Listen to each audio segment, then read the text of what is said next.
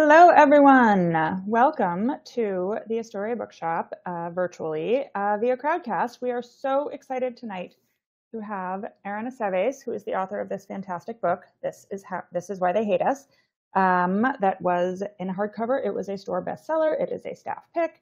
And we are delighted to be helping launch it in paperback. It just came out in paperback today. We do have copies that we have. Aaron was kind enough to sign book plates. So if you do not have your copy already, you can order from us through the button at the bottom of the page. We ship everywhere in the world, as far as we can tell. So feel free to place that order. Please do keep in mind our virtual event guidelines, which for the most part, the short version is be kind. No, we don't have any tolerance for hate speech, and we will eject you. We'll just boot you from the event if you say something nasty. So don't do that. But we are really here tonight to celebrate Aaron and his wonderful book, and in conversation with the wonderful Becky Albertalli.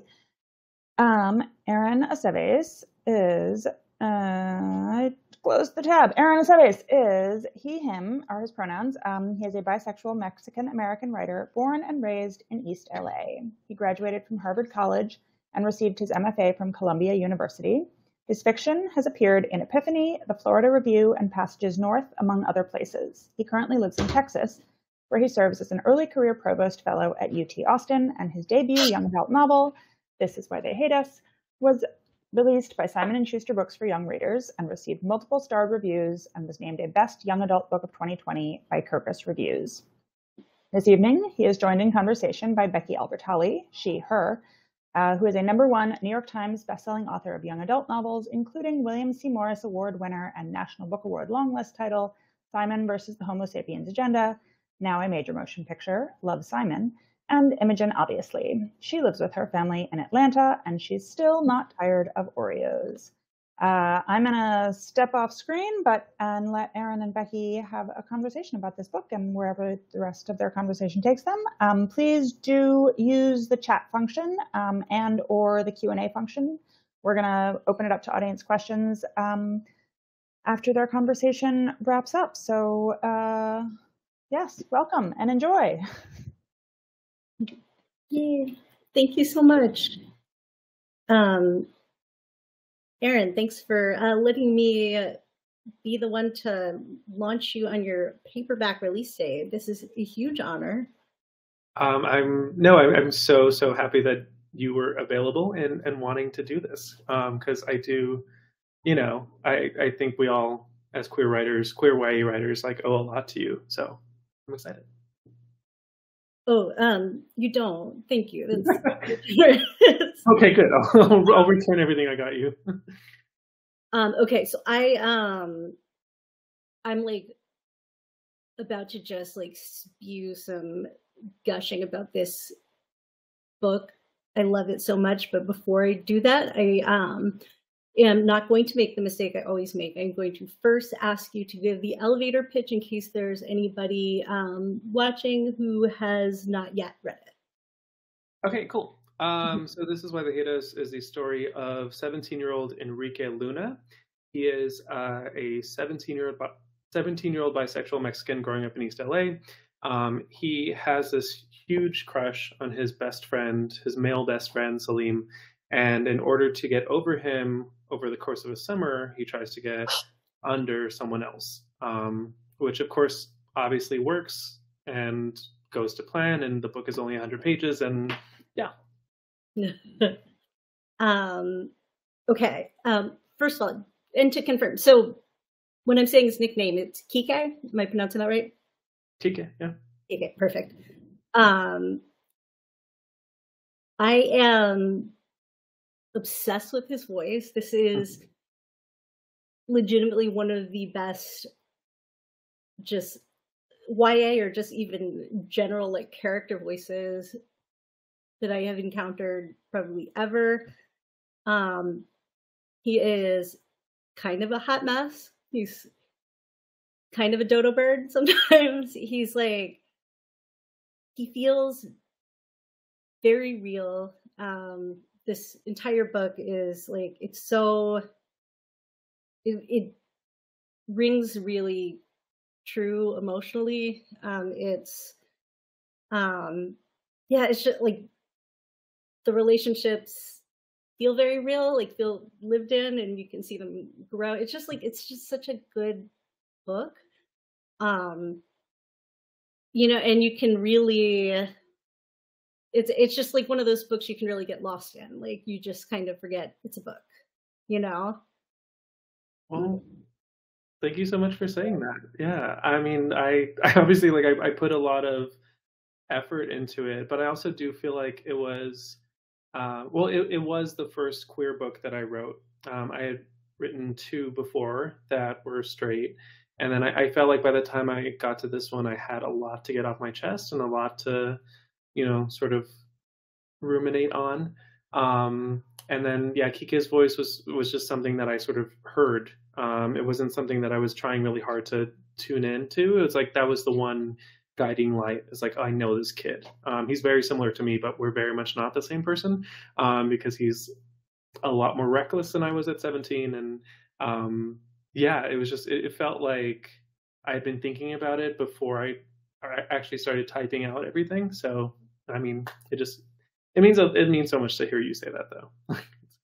I like cannot emphasize enough. Like it shows. First of all, also that was like you sort of are kind of already answering a question that I have, just kind of on a basic level. Like, what was it like writing this book, developing? I mean, not just Kike, but just this entire ensemble of characters. Just in general, what did that look like for you? And is that process typical for you, or do you have a typical process for kind of pulling a story together at the beginning? Yeah, so I would say that this was the experience of writing This Is Why They Hate Us was definitely out of the ordinary. With the first two books I had written, they had taken a couple years each. I had written them out of order, and I sort of, yeah, it was just so different with This Is Why They Hate Us because I was working a job I hated, and one day I just sort of sat down at my sister's dining room table, and I was like, I just heard this kid talking. I mean, he wasn't talking to me; it was his inner monologue, and it felt like I was reading his mind. I felt like I was eavesdropping on him, and so he just, the first line that came to me was, "My mom calls it playing with yourself, which is indisputably the worst name for it." So he's sort of like he's having like this philosophical crisis about, pleasuring himself. And I think what I thought was really funny is just like he's not doing it. He's not like he's like just kind of lying in bed just thinking about it. And I was just like, he's such a neurotic kid.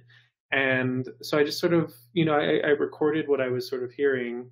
And then I had like what was kind of like a chapter, like maybe like 2,000 words. And I was like, huh, like I wonder where this is going to go. And then the next day I came home, I just wrote chapter 2. And then the next day I just wrote chapter 3. So it was the first book I wrote chronologically. And then it just sort of progressed very quickly too. So after, 28 days, after 4 weeks, I had a very short novel. And that really hadn't happened with the other books. Like an accidental nano, kind of like a NaNoWriMo almost. Yeah. People started asking me that, like when they heard how I wrote it, they're like, "Oh, like did you do nano?" And I was like, "No, it just sort of happened that way." It wasn't you, I guess. Yeah, I was like, well, I think it was. When is nano? I guess November. I think. Yeah, November. Yeah, I did this most of September and then a little bit of October. So yeah, right before. But yeah, no, I'd never done nano because I'm not the type of person to force myself to write. Like I can't, sort of every day push myself to do it because then I don't like to do it and then I avoid it in the future. So it has to be this thing where I have to want to do it. Like I have to feel that call almost. But yeah, no, yeah, some people think it's nano, but it wasn't.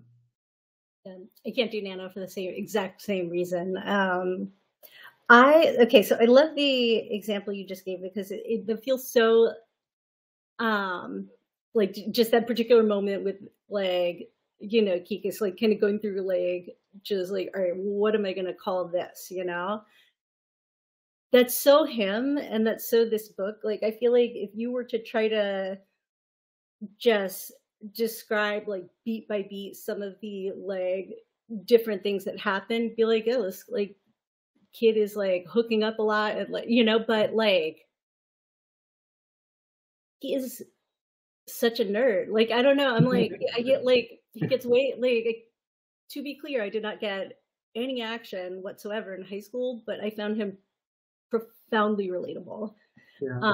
Because he's just such a mess about it. Like, he's just a nerd about it. Like, he's a nerd doing cool things, kind of, I would say. But yeah, okay, wait, I want to go back for a second. So the hardcover came out just about a year ago, right? Yeah, so tomorrow's the 1-year anniversary. So 364 days ago, the hardcover came out, and then then we have the paperback. I like, this feels like the perfect time to kind of reflect on debut year too, because that is a ride, or it can be quite a ride. So what has this year been like for you? Any moments that jump out?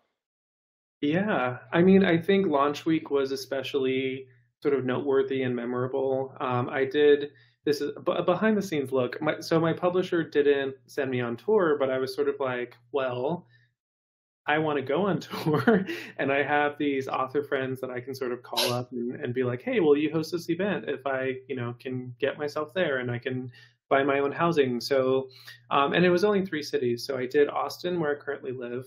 And I asked my friend Jason June to host it. And JJ is such a magnificent, beautiful person in all the ways, and such a Virgo. So he wrote out these interview questions and laminated them and like put my cover on the back of them. And so like that event was amazing, and he was dressed amazing. And it was just, that was really great. My family came out and they were here for that, and some of my friends too. And then went from Austin, went to New York because I used to live in New York. I went there for grad school and went to Books of Wonder. And my conversation partner was Brian Kennedy, who wrote A Little Bit Country, which I'm a big fan of. And he was adorable. He was meticulous in a different way from JJ, where he had written out a list of questions, but like they were really good, earnest, like curious questions, and like he was like very funny in between, and I was really impressed by him. Like, no shot to him, but I was like, oh, like we don't know each other that well, I don't know what the vibe's going to be. And then he killed it. So I was like, oh yeah, cool. Like I would love to do an event with him again. And then went to LA, and so that launch was really incredible because it was my hometown.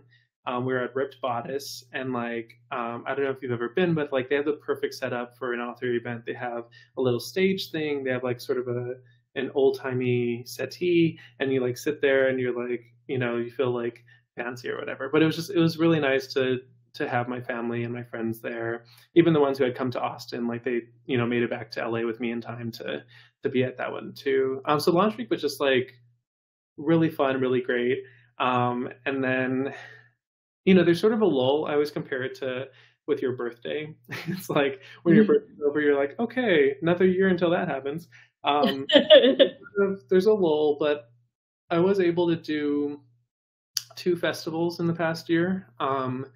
One of them was the San Antonio Book Festival, which I had a really great time at. That was fairly recent. That was in April.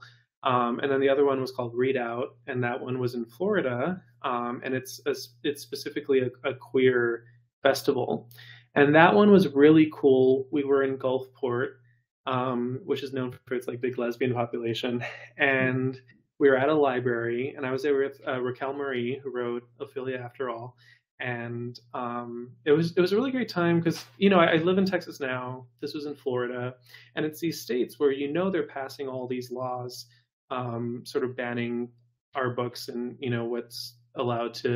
what children are allowed to read. But you go, and then it's like that's not everyone there, right? There is like a strong counter balance to that. Like there's a group of people who are fighting that, and to be a part of that in Florida for those 2 days that I was there, it's like that was really great and heartening. And then to do that in Texas too, it's just like oh, we're fighting this. But there were the two other things I think about too, like that are not great, and it's the other side of that. Like I remember I got a TikTok comment where a kid was like, "Oh, I had your book and I was reading it, and then my parents took it away from me." And it was just this moment of like I felt so bad. I was like, "Did I get him in trouble? Like, is he okay? What did I like strain his relationship with his parent? Like, I kind of blamed myself for everything." But that was a good moment because I didn't know what to do. But then people who saw that comment, like they were like, "How can I get you an electronic copy?" And I was like, "I didn't even think of that." But like they got him a copy, and I was just like, that's the incredible thing too, is like people step in to help. And the other thing is, I did finally see.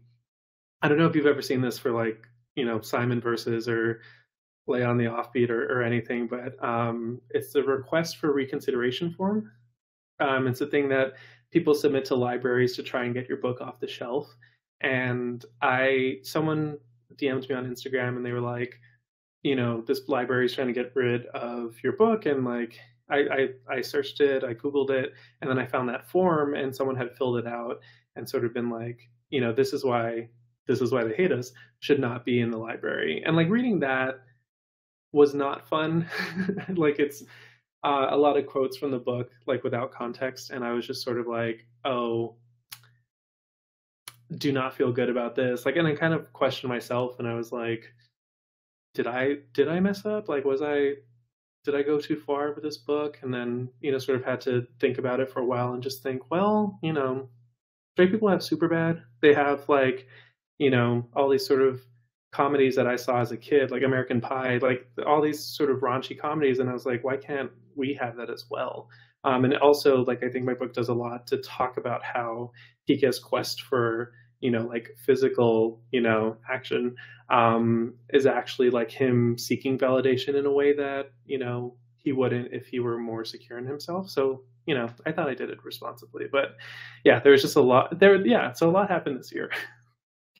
No, I mean, that's such a good point because it really, like, they do get into your head. Like, the way, kind of these book banners talk about it is so shaming, even though we know that it is deliberate and it is strategic and done in bad faith, but there's a lot of shame, like, kind of heaped on to the kinds of stories we write and to anybody whose experiences resemble that.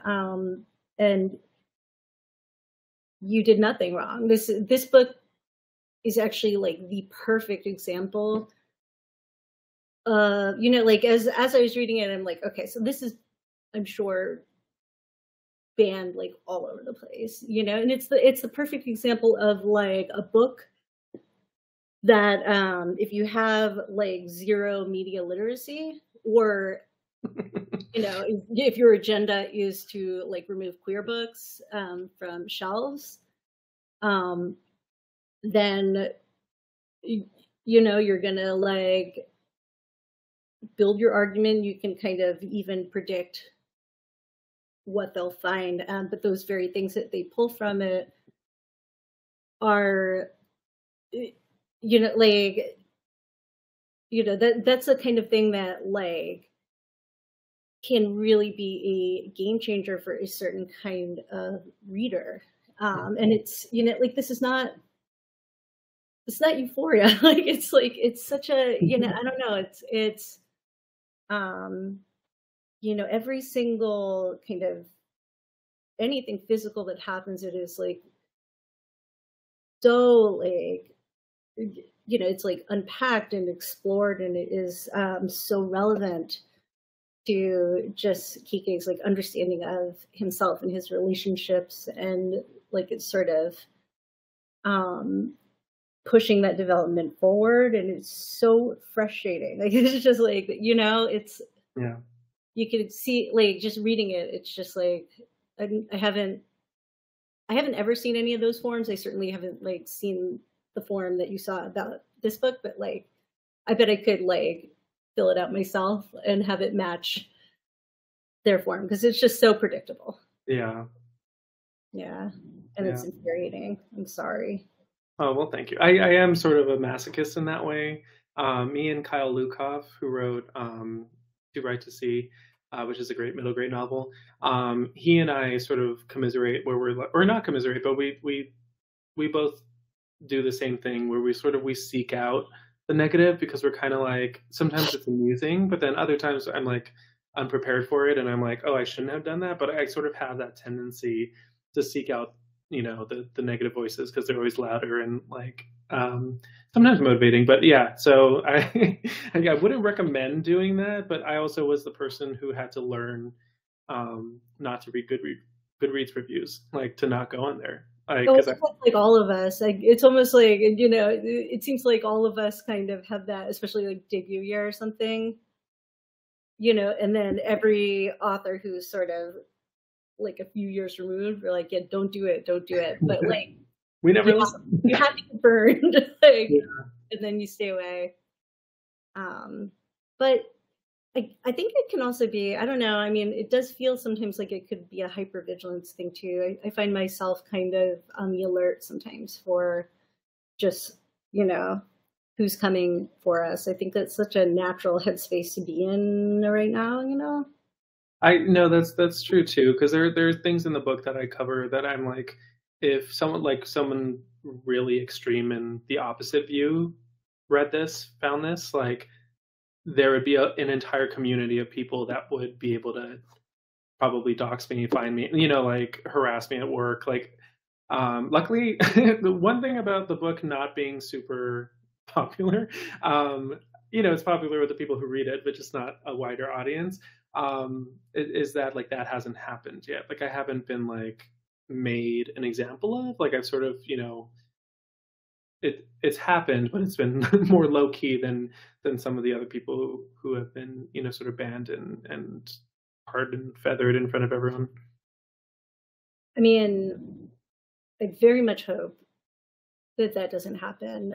But also this book does deserve to be, I mean, it's going to be really exciting to have this one come out in paperback in particular, because I do think paperback is more accessible to teens and like kind of the younger end of our readership, more so than hardcover.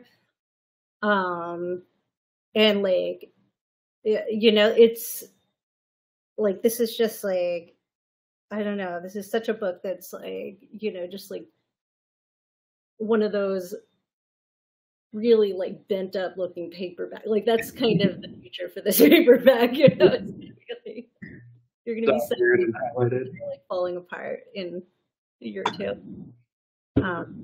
I hope so. Like I thought that too. I was like, hopefully now, because I haven't really heard from teenagers really. I have heard from adults who are, we all say the same thing, I think, about really good queer books. And we're like, I just wish I had this as a kid. So I've heard that a lot, but I don't know if I've heard from a teenager who's but I hope with the paperback that it's able to get to more of them and to, get them when they're young. And because I think about this fact too, because I've talked about the appropriateness of my book for younger people. And, my publisher says 14 and up, it's YA. I think we all get a lot of the same age bracket. And I was like, oh, is it appropriate for 14? I was sort of thinking about that. And then I thought about how, I was 12, 13 and having these new thoughts about, bisexuality and feeling suicidal about it because I, had never, at that time I knew it was not okay. And I, just thought like, oh, like, how can I escape this? I can't. Oh, death. I had that at such a young age that I was like, if I had read my own book at that age, I think I would have gotten a lot of comfort from it and understanding of myself. And so I'm like, okay, no, like I think a 14-year-old, even if they're not Kike's age, because he's 17, it's like it's sort of looking down the road and it's just, like I feel like it's just, it's so isolating to be a young queer person, and books are one of the ways that you can sort of find someone who makes you feel less alone. So yeah, and and also too, like when you think about just like that age range, it's so like kid by kid, so if you are kind of a 14-year-old going through something like that in complete isolation, like, and there may be other kids kind of on your grade level who like maybe wouldn't be ready for YA yet, and then there are going to be some kids who've been reading YA since they were 10, and like that in my mind makes the accessibility of these books even more important, because if you are an isolated 14-year-old with the book, that's better, that's less isolating than being on without the book, or whichever book or pile of books it is. It's yeah, okay, wait, I wanted to take a second to shout out just some of the conversations in this book about bisexuality, which were a heckin' delight. Some of the best metaphors for bisexuality that I have ever read, that were just perfect, like just beautifully unhinged sometimes. Can I prompt you to kind of explain the like wedding desserts metaphor? Yeah. No, it's so funny because I feel like a lot of those metaphors were actually sort of later additions. And it's because I wasn't out when I wrote This Is Why They Hate Us. A few key people knew: my mom, my sister, my best friend, some of my closer friends. But I didn't come out sort of very publicly until I was 25, which was, I think it was after I got the book deal. So sort of when I knew this was going to be a thing, I was like, oh, well, the important people already know, but let me just make sure the people I went to high school with know. Like I sort of, did it all on social media. And so at that point, like, I don't think I had all these metaphors. And then when people started asking questions and I had to explain it to them, I started thinking in terms of like, how can I simplify this? Like, how can, I explain this to a 10-year-old or whatever? And yeah, so one of them is this metaphor where it's like, you're at a wedding and there are 2 dessert options, and, they're like, oh, well, you're a boy, you're going to like, I actually forget part of the metaphor. But it's like, I think you're supposed to like tres leches, or no. Yeah. So it's like, you're supposed to like tres leches. Like that's your dessert option because you are a boy. And you're like, I love tres leches. Like, that's not something that I have to think about, or, it's like, okay, great. It's a good thing. And that was me with girls. It's like, I never had to sort of be like, I didn't really question my attraction to girls because it's like, everyone was like, yeah, of course you're attracted to girls. But then like you start to consider like the other dessert option, right? And you're like, tiramisu. And it's like, no one ever gave me the option to like tiramisu, but I know I'm not supposed to. And then so it's kind of like, it sort of becomes a fascination where you're like, oh, I really want tiramisu because like I've never been allowed it. And then it's like exotic in a way because it's like, you're kept from it. And then you eat tiramisu and you're like, oh, that doesn't mean I don't like cake. Yeah. So like it was just this thing where I was like, I think that's pretty simple. I think for people to understand, it's like, yeah, why would you limit yourself when it comes to dessert? But then with people, it's like, oh no, you have to choose one, because it's like, why? Why would that be like where your options sort of narrow to one person or gender? It's, I mean, absolutely. Like, I'm like, I was sitting there reading it, like kind of translating it to like my own. I was like, for me, what it was like, I see the tiramisus over there, and I'm intrigued by everything that's going on over there. But I know I like can't even like, I don't want to like block the table from the people who are going to be having tiramisu and like actually deserve to have it. And so like, I'm just going to like keep my distance so I don't take up any space in front of that table. So it's a beautiful metaphor.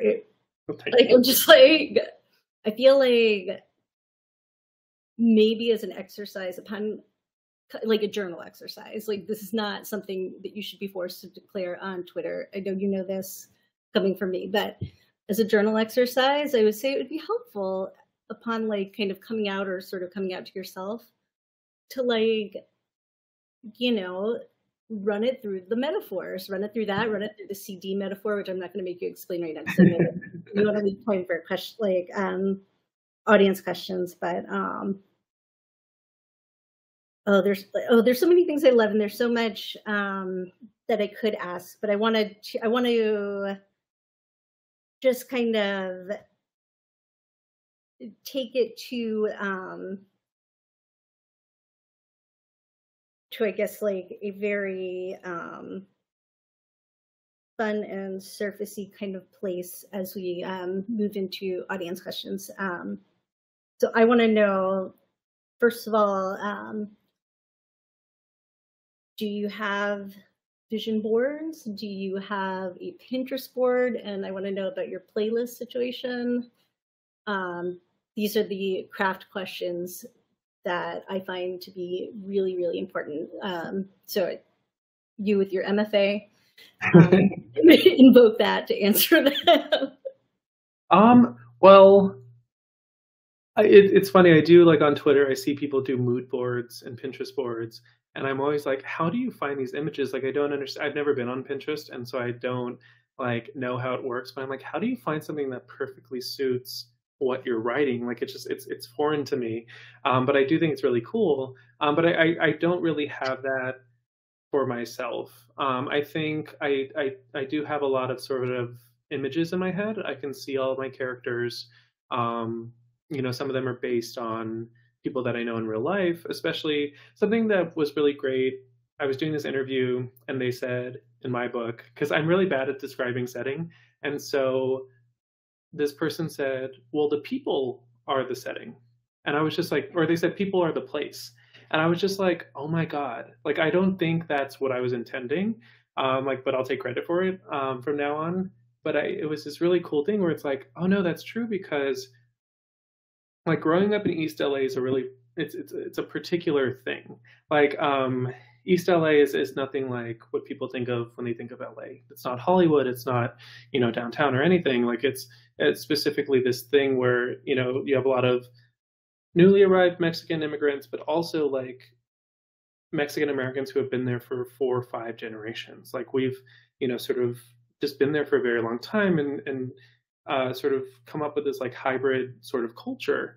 And so when I wrote a character like Manny, like that was sort of my first time seeing him in a book, like that guy that you knew from high school, or that girl that you knew from high school, or your uncle, you know, like it felt like I had never seen that before. And so I have like a clear vision of the characters. I can see sort of images to, it's funny, like when they asked me for my cover ideas, I had a very specific one and they went with something else. And I was like, okay, that's fine, I guess. But I had this like vision in my mind of like a sort of tableau of what was happening in the scene. And then there's a beach scene. And I just remember, you know, seeing that very clearly too. So I don't have Pinterest boards, but I always write to music. That's something that I kind of have to do. I think it allows me to, some people say it distracts them and like, you know, everyone has their own process, but with me, I think I need to be distracted sometimes. Like it's sort of the shower principle, right? Like if you're not thinking too hard on something, sometimes it sort of slips through. And it just helps with mood and vibe and all that stuff. So I definitely, yeah, I'm always listening to music. But this is why they hate us. When we were thinking about the paperback version, a lot of the time you'll add bonus content, and I considered like writing an extra chapter or, you know, like something like that. And I was like, oh, I don't know if I want to do that, so I'm not going to force myself to. And I just felt like the story was sort of complete, at least for Enrique and Celine. So I was kind of like, oh, I don't think I want to do that. But I was like, what else can I do? And I was like, oh, like I'll share the playlist that I always listen to with it. And so it's in the book, in the paperback. It's an annotated playlist. So it's 17 songs because Enrique is 17, and it's just everyone is a queer artist except for Beyonce and Mariah Carey.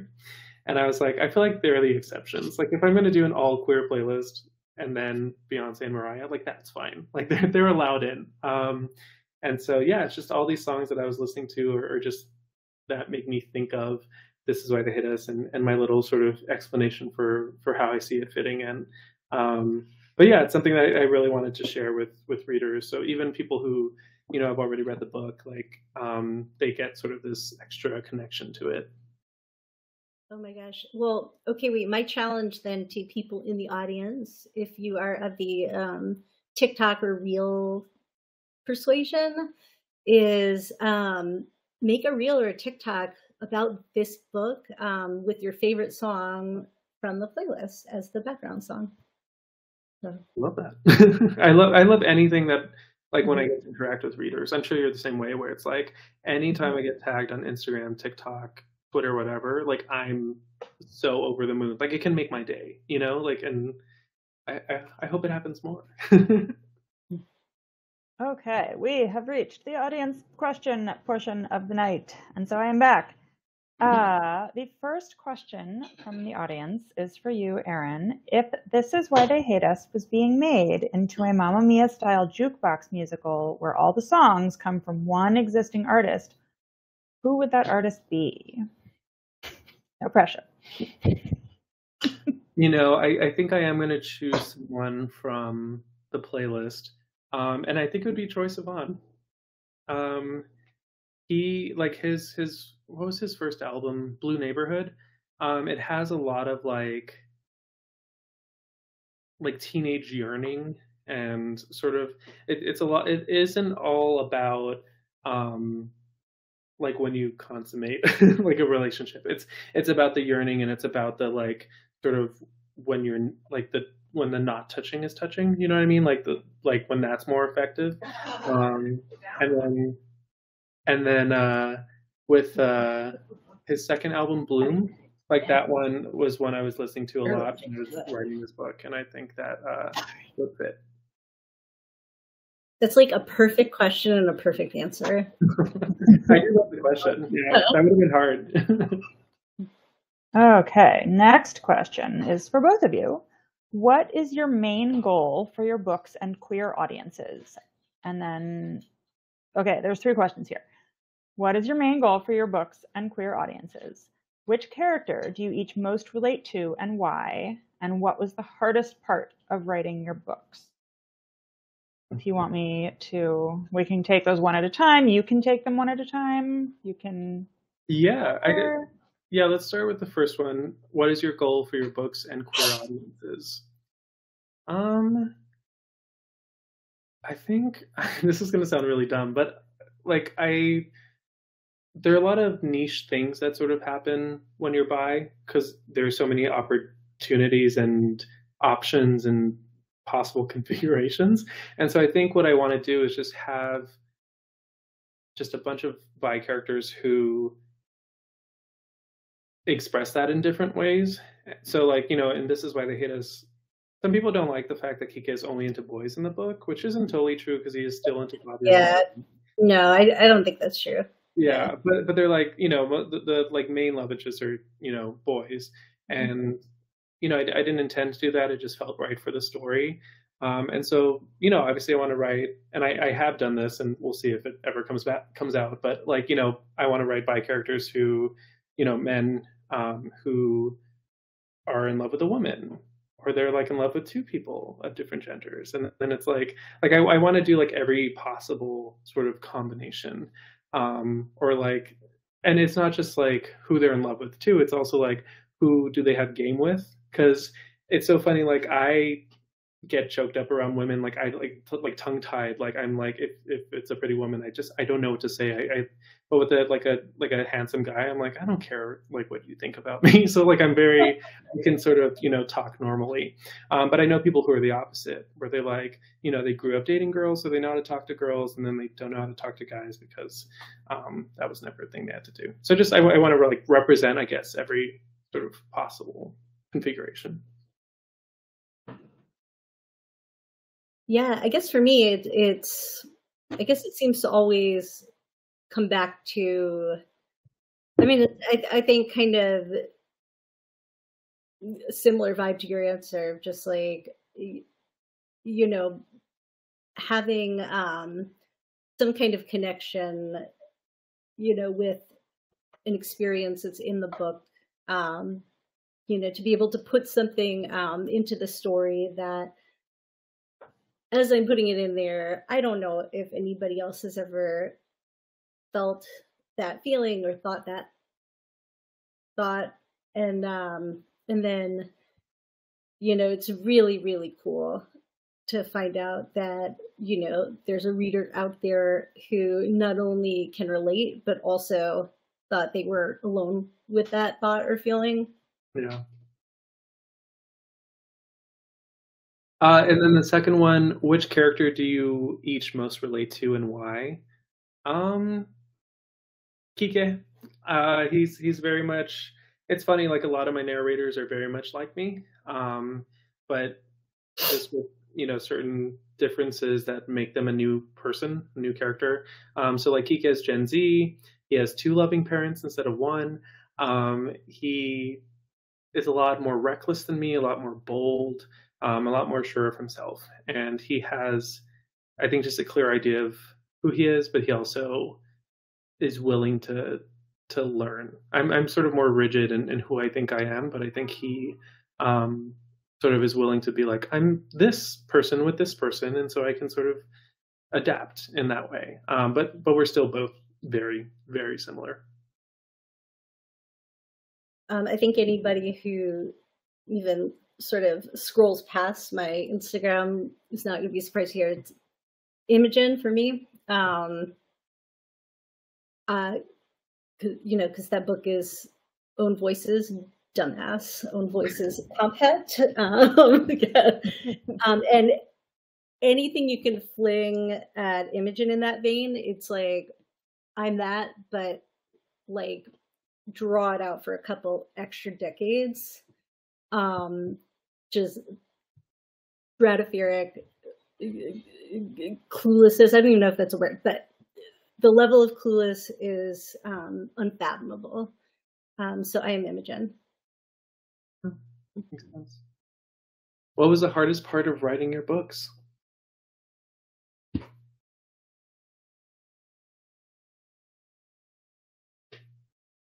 Becky, do you have? I'm trying to think. I'm like. I mean, for me, it was when I was pressured to out myself in 2020. So that it was that for me. Yeah, I can imagine why that's true. Oh my goodness. People suck.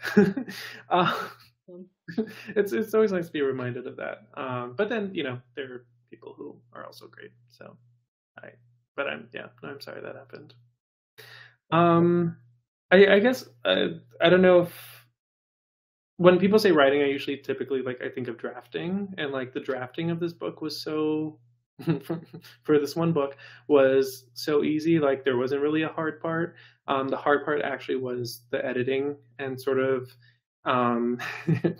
injecting a plot into it, because for the first few drafts, it was like just vibes. It was just sort of scene, chapter, instead of sort of a cohesive narrative. So sort of injecting a sort of story arc to it was like really hard for me. And that involved, actually, I'm an underwriter, so I had to add a lot of stuff to sort of make a scene more important to the plot. So that was really hard. I hate editing. That's so interesting, because you just you nailed it. Like the flow of it and the I don't know, the building of tension is A+. Well, thank you. The next question. Hi, Becky and Aaron. I agree with Becky that This Is Why They Hate Us was so bisexual and queer affirming. Are there books you have read that feel this way for you? I mean, I have to say it, Becky. So, Simon is in isn't bi, he's gay. But still reading that book, and like I was newly dipping my feet into queer YA at the time, and like that book, I really love that book. And it did make me feel like there was going to be space for me in the future. So like that was really important to me. So was, I mean, we're all talking about it right now, Red, White, and Royal Blue. That came out, what, 2019? And as I was reading it, I was like, this is the first time I've ever read as a bi-Mexican character. And he also, like, I felt so represented by him too, because he is like chaotic. He's, ambitious. And I was just like, I really identified with Alex, to the point where I was like, has Casey been like watching me? Like, but I really felt represented by that. And it's, the movie just came out, and I think it's separate from the book. It is. But I enjoyed both, and I just reread Red, White, and Royal Blue, and I was just like, yeah, no, I remember why this impacted me a lot. And I think, again, like, I hope for all the success for queer books, and just that leading to more and more, like, I hope it's like a sort of exponential thing where it's like, okay, we have that, what next? And sort of, I get to see all my favorite books go through that process. Yeah. I mean, thank you regarding Simon co-signing regarding Red, White, and Royal Blue. Also for me too, like, One Last Stop very much as well. And Shar Wheeler, actually, because of that sort of, I don't know, just that there's kind of a Southern repression kind of thing that Casey like just captured so well for me in that one. Also, I mean, Perfect on Paper by Sophie Gonzalez is like a biggie for me. I know that's like I'll say, like, I'm probably not the only bi woman you've heard say that, but it's true. It's just, oh my gosh, I feel like there's so many. Gosh, Julian Winters, his entire canon. They're not even necessarily bi characters, but just like the kind of the internal grappling with identity kind of keeps popping up, and that always hits me really hard too. I'm gonna add one more. It's funny, when you get writers started on like rap or like books that they love, like you can't really. I know. One more. It's a literary novel. It's very short. I know that's like a selling point nowadays, so I'm like, it's very short, but it's really impactful. We the Animals by Justin Torres. That was also made into a movie, and it's beautiful as well. But We the Animals is an incredible novel. It's sort of written a little bit like The House on Mango Street, which is another big influence, but not, that book isn't queer. But We the Animals, yeah, highly recommend. I keep meaning to read that one. He has a new book coming out this fall that every bookseller in the world is just over the moon excited about, and I'm. Yeah. I love booksellers so much. We're all a little bit nuts. Okay, next question, which is another set of questions. Okay, who was your favorite character? I don't know. This is from Grace. I don't know if there are specifics to favorite character from this book, from any book you've written, from if Grace wants to put in the chat any specifications on that. But meanwhile, we can look at the second question, which is, do you see yourselves writing another queer YA book soon? Got anything coming down the pipeline? Well, favorite character from This Is Why They Hate Us, probably Manny. I think my original favorite was Fabiola. Like, I love a good like ride or die female best friend in the book. And she's so, she just says what she's thinking, and I love her so much. But I like, Manny has just really grown on me. Like, I know there's a reason he's not, perfect, but I really like him. And again, he's very specific to like a type of person I grew up with. And I think he has a lot of heart. I think he's just too much sometimes, but I really love him. I hopefully will continue to publish queer YA books. That's not really up to me. Like I I'm writing, but it's, sort of has to do with if people want to buy it, if my book sells enough copies. So. Okay, I'm gonna say, well, okay, Kike, obviously, Fabiola, but since you already said that, also want to shout out Salim Oh. and Angel, like one of the sweetest, just like purely kind characters, but not in a way that feels like, what is it, like a Gary Stu or anything, like feels like very specific to, like, I don't know, it's just this dorky kind of sweetness that I just like. It's like, I know, I want him to be like my best friend, I would say. Yeah.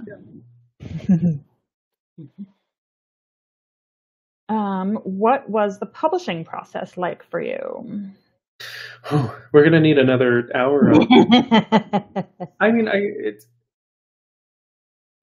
it's really hard. I think even, Becky, like I think you've talked about this too. It's like even when you're well into your career and you've established yourself and like, people know you and you've had the adaptation and, like it's still, there's a part of you, I think, that's just like, do people still want me here? Am I still invited to the party? Like, is there room for me? Are the newcomers going to take my place? It's sort of like nothing new on Red Taylor's version. Like there's that feeling of like replacement and everything. Like, and I feel that, and I'm like a year out from my, debut, where I'm like, oh, the people who debuted in 2023, I'm like, they already have their second book coming out, and I don't. And like, it's been hard, and especially too when like I have another job and everything. It is related to writing, but like when you think about that arena of life, like it's sort of hard to measure yourself, I guess. But it's also led to some really incredible things. Like, I always say I got into this just so I could get arcs and just so I could meet authors. I'm like, I just want to be in the green room so I could talk to authors all the time. Like that's all I want to do. So it's been a great experience. I mean, this industry too, and I think this is probably true of any like creative industry. It's just like, and the way that kind of interacts with social media and just, the online presence that you kind of are strongly encouraged to have, like it is disastrous for our mental health sometimes. Like it is absolutely impossible to not feel like you're falling behind, even when things are objectively fine. It's, yeah, it's just one of those things that like, I wish I knew how to fix that, or I wish I had advice for anybody here who's, at whatever stage you're in and whatever field you're in, but it's just hard. Okay, we have just one last question. Maybe two last questions. If you have one, what is your favorite book? I know mine. I try and reread it every year. It somehow gets more interesting and more beautiful. Giovanni's Room by James Baldwin. It's like you would think when people are like, oh, I don't like classics and that's fine. I'm like, you're right. But I'm like, there are classics that I just really think like are timeless and also like so good for a large swath of people, not just people who want to, sort of look a little smart or whatever. Like Giovanni's Room, it's so full of emotion and beautiful writing. And it also feels too, I liked it during the pandemic because it takes place in Paris. And I was just like, I'm in Paris when I read this book. Like it feels like such a getaway, even though it's a really depressing story. But it just, I mentioned it. This is why they hate us, because I really love that. I have to skip because I'm really bad at picking favorites. I get like really in my head about it. That's totally fair. I'm gonna answer for myself, which is The Princess Bride by William Goldman is my favorite book. So many people don't even know that it's a book.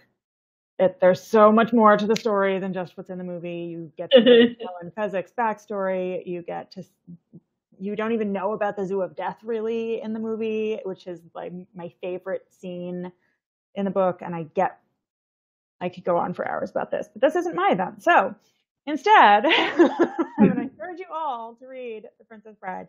And also encourage you to order a copy of Aaron's brand new, beautiful paperback with signed bookplate from the Astoria Bookshop. We are so delighted to have hosted this event tonight. We're so glad to have had you all joining us. If you tuned in late, this will be posted to our YouTube channel tomorrow. If you want to rewatch, and by ordering your copies of Aaron's book or Becky's books or anything you like from us, that's what allows us to keep hosting events like this, and we are so happy to do it. And yeah, that is all. If either of you have final words. Well, I want to say thank you to Astoria Bookshop and you for organizing everything. And I will ask everyone in the chat if you're in New York, please pay them a visit. Also, yeah, you can order my book from them and you have the signed plates. But I love, you guys have been so supportive, like even before I was ever published. And I really love Astoria Bookshop so much. I love working with you. You're awesome. I know, I've seen so many events managers come through. I'm just I've been here a while. And then, yeah, Becky, just thank you so much for doing this. Yeah. Oh my God. Thanks for having me. This is a blast and a treat. So, yeah. Fantastic. Thank you all so much. Enjoy the rest of your evening. Bye all.